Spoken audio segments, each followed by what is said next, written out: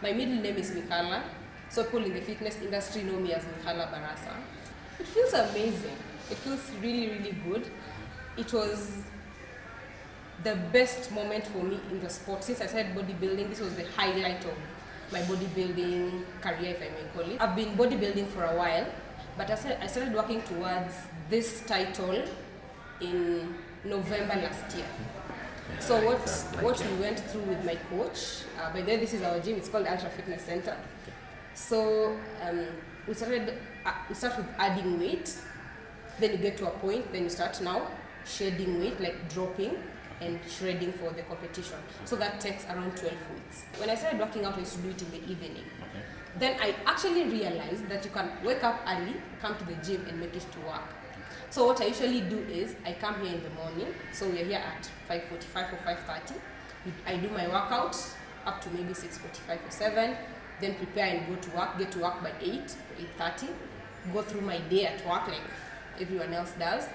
If there's need to come back here, I get here at 6 or at 7 p.m. The gym closes at 9. I do my workout, then I go back home. For my coach, he doesn't recommend taking wheat, taking sugar, taking a lot of oils. So you're on a very lean diet, mostly protein, a bit of vegetables, and minimal carbohydrates. But when you're off season, when you're off the competition period, like now, he actually allows you to indulge at one time or another, but still you're maintaining the goal of I want to get to a certain weight.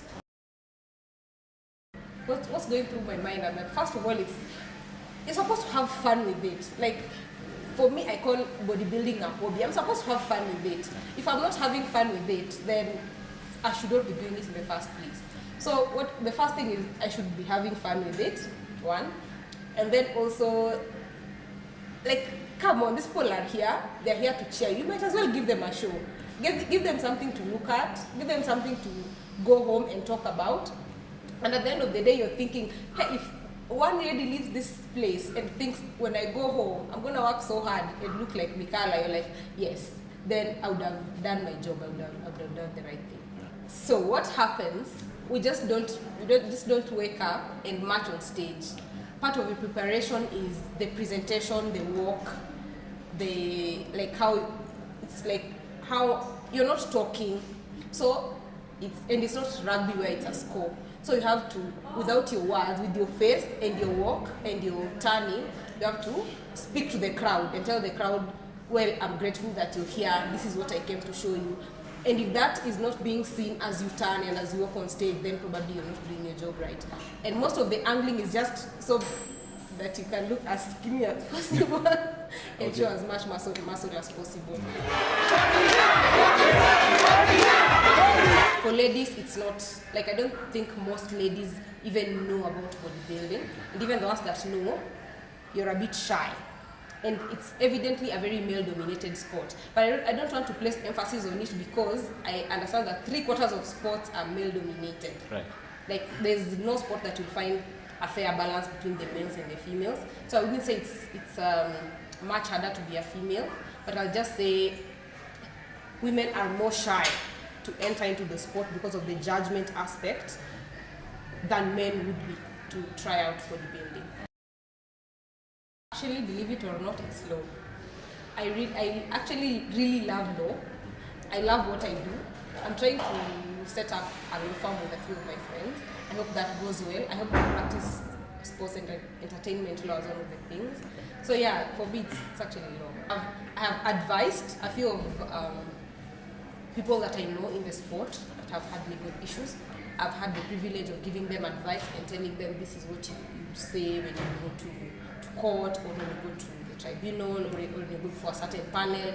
I have the privilege of actually telling them what to say, drafting a few documents for them. Most of them have not had the privilege of actually going and presenting them before a court because we are not that troublesome. We just have little problems. But yeah, I've had the privilege of advising a few. So yeah, I'm angling towards that. Okay. See if I can take that direction. Okay.